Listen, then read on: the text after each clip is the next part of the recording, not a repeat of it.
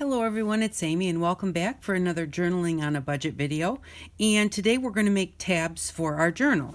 So we're going to make the tabs out of puzzle pieces. So just choose any puzzle piece that you like the shape of. This one here, I like the flat top on it, and I also like the kind that go two across and two across like this. I kind of don't like the ones that go like one tab here and one tab here and then one hole here and one hole here, but that's totally up to what you like. So just choose some that you like the shapes, and then what I do is the shiny side, I just go ahead and put that on my sandpaper and just sand that shiny part off, because it's going to be a tab, it's going to be touched, and so you do want that paint to be on there fairly well. And paint doesn't like to stick to the shiny stuff, so just give it a quick rub and get most of that off. And then once you've got that done, go ahead and give it a quick coat of gesso or white paint just to give yourself a nice base. Once you've got that done, which I have one here that's dry because I don't want to wait for them to dry, then you're just going to paint it whatever color you want. Now I think because it's going in the book that we have that's very eclectic in colors, I chose tan, and this is just Apple Barrel Multi-Surface Classic Caramel is the color of that one. And because I figured that goes with our bright colors, it goes with our tea dye, it goes with any color that we have in our book. And so you're just going to go through, and what I usually do is I just hold on to one part and do all of it, and then go back and just do that last little tab. But the one thing to remember is don't forget to get all of your edges. And do that the first time that you go through, so that if you have to put a second coat on, you don't have to worry about it. With the second coat, because when you do this, it will get paint like up on the flat part of your puzzle piece, and you'll need to go in and smooth it back down. So I just like to do it the first time around so I don't have to worry about it the second time around. And then I'll just go, see how there's like little ridges all the way around, so then I just go through and flatten that all out as best I can. And then this paint that I chose is actually a little bit thick. I should have watered it down a little bit because it's kind of, it's a little bit bumpy because it's so thick. But it will work. That just gives it texture. And then once you get them painted, you can put them directly in your book just painted, just like that. You can doodle on them, which really looks cute, or you can stamp on them if you have some little tiny stamps. But even if you have a great big huge background stamp that has lots of little bits on it, you could use that to stamp on it. Just anything where you don't want like a great big huge flower that when you stamp on it, it's going to take up the whole thing and just cover up your paint, and you're not going to be able to tell what that stamp was.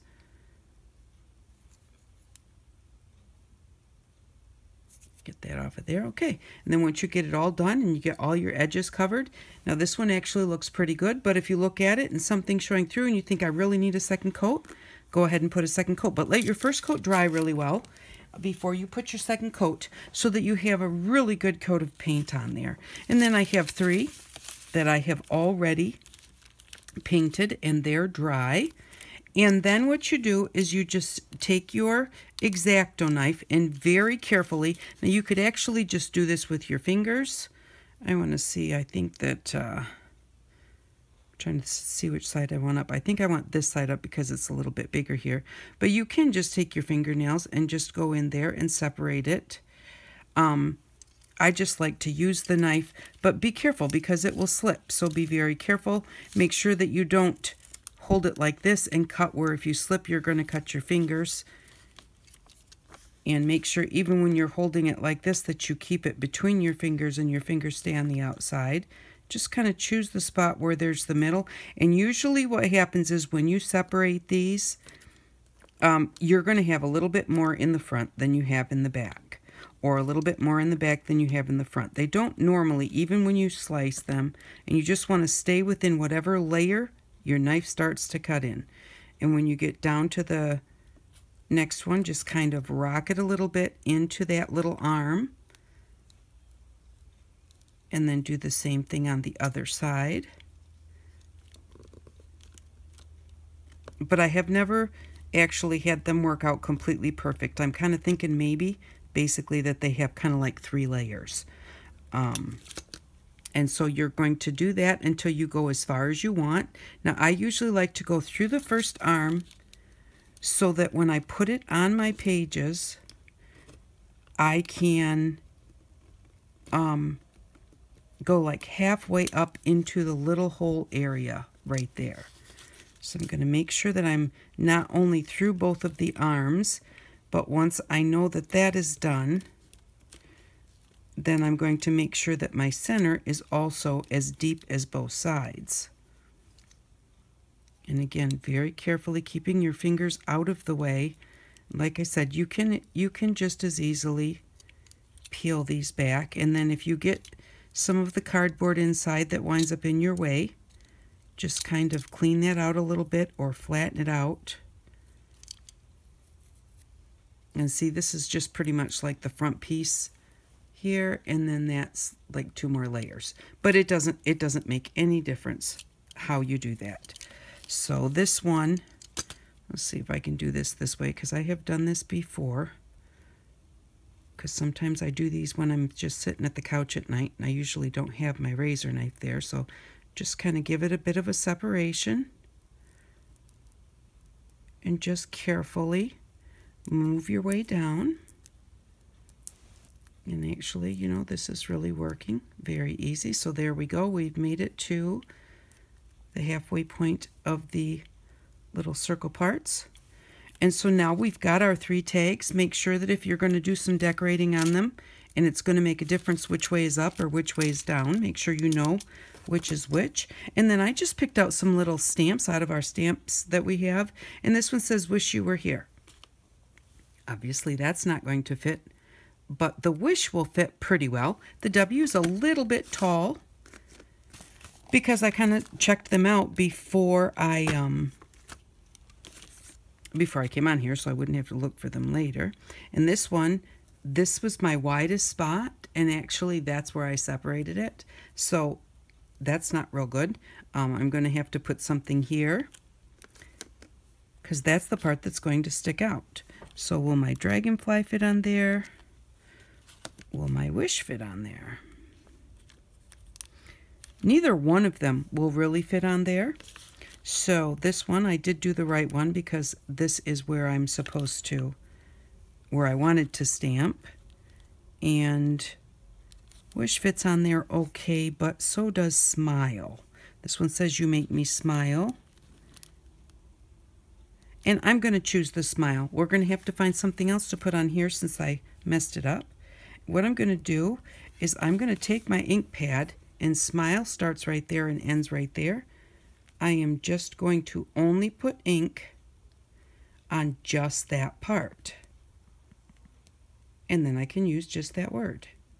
If a word that you want is in the middle, sit a piece of paper on both sides, ink it up, take the paper away, so that you're only inking just what you want. I'm going to put this one on here and hope that it comes out pretty good.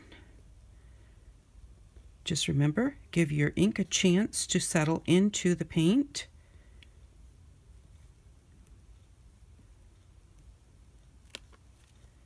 And there we go. Smile. And so that's cute. And then I'm just going to take the dot of that exclamation point and just kind of put a little mark on there. Oh, that's cute. It looks like a little smile. Awesome. Accident. Didn't do that on purpose. I thought it was going to be a circle, but that's cute. I'm going to stop right there on that one. And then I'm going to put the dragonfly on this one that has a little bit of a bigger area here.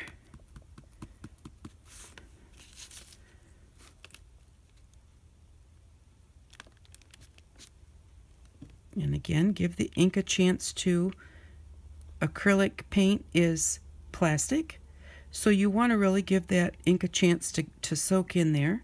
I'm using StazOn because StazOn is a permanent alcohol-based ink. That's cute. And so it sticks to plastic and glass and things that are smooth. Oh wait, let's find something for this one. And so let's see. That's not a very big area. I have a little tiny mushroom, but I don't know if he'll fit. Let's see if he'll fit or not. It might fit, so we'll try that one.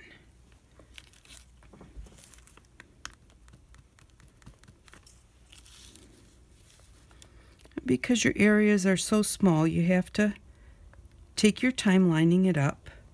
But like I said, you can doodle on it instead. You can just put a background stamp on it or leave it just like it is. So here we go. There's our little mushroom. There's our dragonfly. And there is our smile.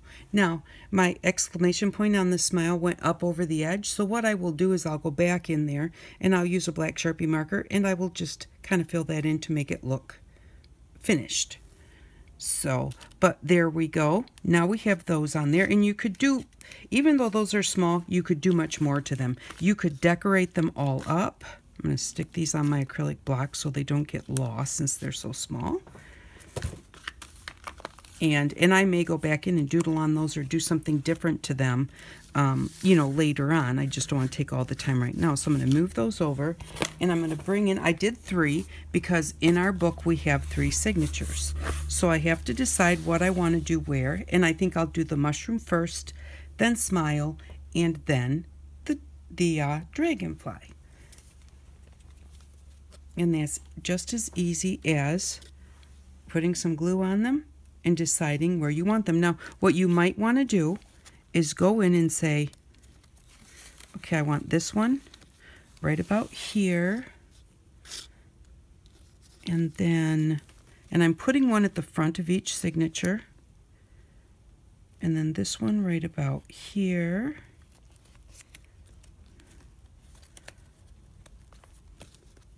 And then this one right about there. So, and I think I kind of like that graduation. Now you might think, well, maybe I want to put one later in the middle of each signature. Well, then leave yourself space. Maybe put this one here so that when you go to put one in the middle of this signature, there will be space to see it. And then put this one down here. So if you want to put one in the middle of this signature, you'll be able to space it there. And then just leave enough room here so that you'll be able to put one in the middle of the 3rd signature. And actually, maybe I will do that. I'll move that one up. Because I might want to put one more. And I'm going to say probably right about there is, I think, where I will put them. And then I can move our blind out of the way. Then I can if I want to.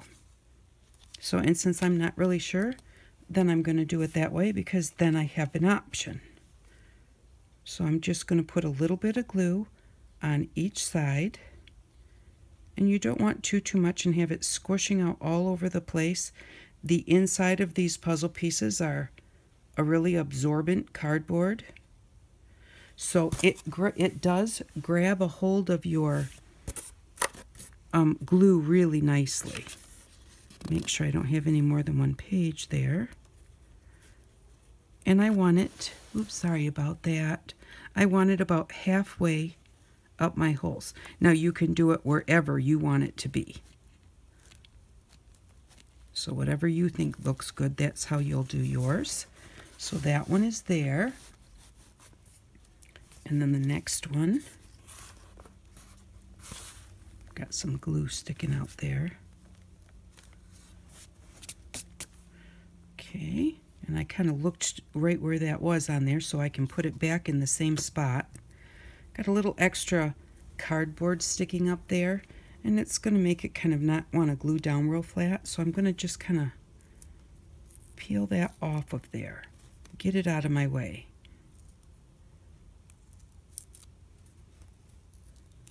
There we go. And you do have to put glue on both sides because it's gluing to your paper. It's not gluing, you know, back to itself.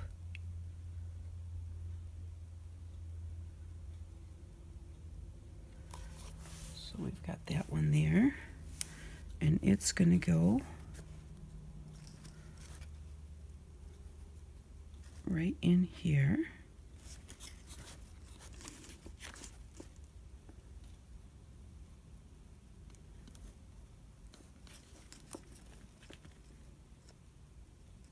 And I want it right around the halfway point of my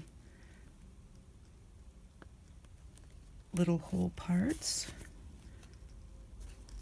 And you might want to have a little damp paper towel or something to wipe that glue out of there so that you don't have it drying and showing.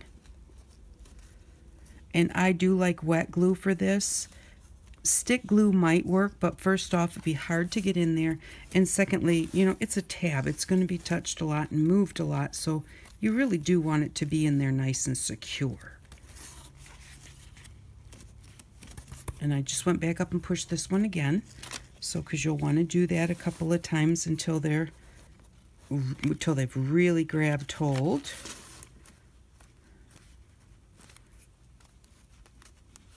Like that. And our last one is going to go right by that pink dot.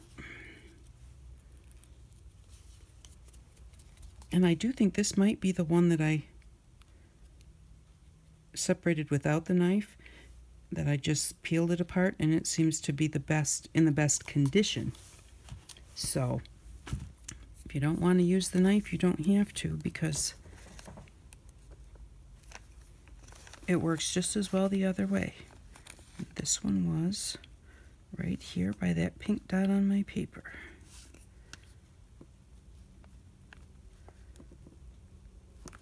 Just give that a good press. But I think these are cute. I love using things like game pieces and puzzle pieces because that's what our family did. We did lots of games and lots of puzzles. We didn't have, you know, even when my girls were little, until we moved my mom and dad into our house, we only had 2 good TV channels, one that was okay and one that was really, really fuzzy. And the one that was really, really fuzzy was PBS, which is the one that my mom and dad watched all the time because they also only got the same channels, but they got PBS pretty good. And so Papa said, on the condition of moving into our house and out of his house, which was just next door, he had to be able to get PBS. So we wound up at that point in time, we got Dish. But up until then, we only had just a few channels. So we did a lot of game playing and puzzles and watching videos and that type of thing. So these very much fit into my life. So there we go. And there they are. And if you kind of close it up, this is what it looks like. I'm kind of pulling the cover back just a little bit. But isn't that just cute? And on this cover, they are actually going to stick out because my pages come right to the edge of my cover. Now, if you want to put tabs on your journals and you don't want your tabs to stick out, then just make your journal cover a little bit longer so that your tabs will be inside. I like my tabs to stick out because then just looking at my journal, I can say, oh, I want to go right here. You know, I know that I want to go to the second signature, or, you know, or if you have tabs where you've written on them, and you can even do that with these. There's plenty of room to use just a fine Sharpie and just write on this cross piece here, you know, what that is, you know, whether that's, you know, important papers or pictures or whatever it may be, or your kids' names, because each section goes with one of your children. So that is our puzzle tabs. I think they turned out really cute. I might make 3 more. I might not. I might make 3 more way down the road. You never know. So you always give yourself options. Thank you very much for stopping by. I really do appreciate it. I hope that you like these and that if you make them, you have a good time. And I hope that you all have an outstanding day. Bye-bye.